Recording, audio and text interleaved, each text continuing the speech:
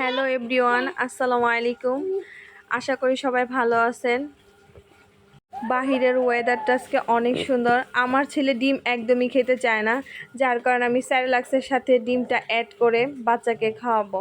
তো আজকে জায়নের 8 মাসে আর কি পা রাখলো, তো যার কারণে আমি স্যারেলাক্সটা একটু চেঞ্জ করে নিলাম। তো প্রথমে আমি একটি ডিম সিদ্ধ করে নিলাম। ডিমের সাদা অংশটা আমি ছাড়িয়ে শুধু কুসুমটা নিব। তারপর আমি পাত্রে গরম পানিটা হালকা করে ঠান্ডা করে ওইটা দিয়ে অ্যাড করে নিলাম। তারপর এটাকে একটু নাড়াচাড়া করে একদম গলিয়ে নিব। এখন আমি আমার বাচ্চাকে যেটা খাওয়াতাম ওটা এখন বাদ দিয়ে এখন নতুন যেটা নিছি এটা এখন দিয়ে দেখবো আমার বাচ্চা খেতে পারে কিনা। তো আমি অ্যাপ্লাই এইভাবে করতেছি, আপনারাও ডিমের কুসুমটা বাচ্চাকে এইভাবে অ্যাপ্লাই করে খাওয়াতে পারেন। স্যারেলাক্সটা দিয়ে দিলাম, তারপরে আমি আর কি একটু নাড়াচাড়া করব।